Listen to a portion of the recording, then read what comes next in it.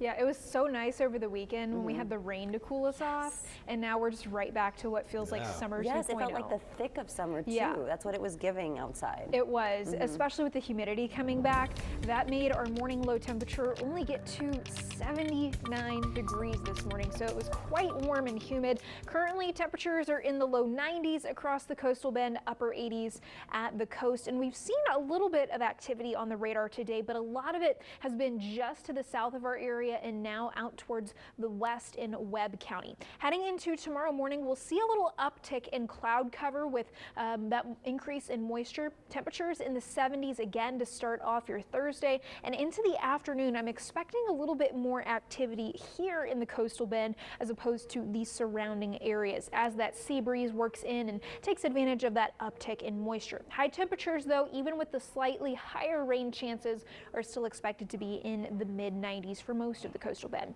Now into your Friday, we went ahead and raised rain chances to more of a widely scattered coverage thanks to that increase in moisture and actually having something to do with that moisture. So as the sea breeze works in the afternoon, you can see that activity becoming more widely scattered, and high temperatures will be a degree or two cooler on Friday compared to tomorrow thanks to that uptick in rain chances.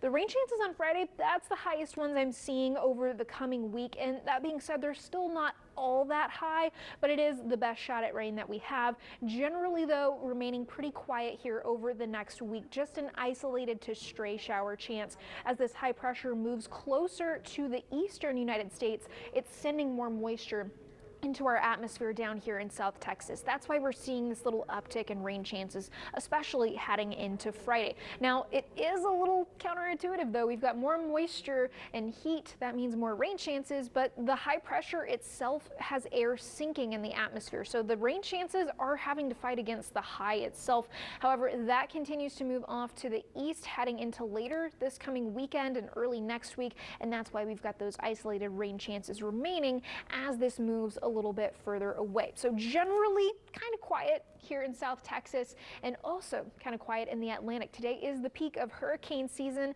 September 10th. This is usually when we see the most active period in the Atlantic basin, and we're finally starting to see a little bit more activity after multiple days of no areas of interest being tracked. The Hurricane Center has finally tacked on a low area of interest just off the coast of Africa, so they're going to continue to monitor that. Now, compared to the last several years, definitely not as active as we were in 2023, but last year and this year we've seen the same number of named storms through today's date.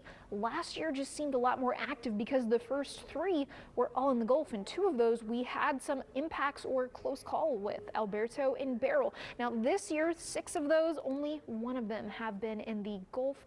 All the others were out in the Atlantic. So mostly quiet in the Atlantic, just that one area of interest, and mostly quiet in the coastal bend tomorrow. An isolated shower chance with mostly cloudy, mostly sunny to partly cloudy skies heading into tomorrow. High temperatures getting into the mid and upper 90s around the coastal bend. And while we do have that moisture increasing, thankfully the feels like temperatures aren't going to be crazy high over the next several days, generally hovering around the 100-degree mark.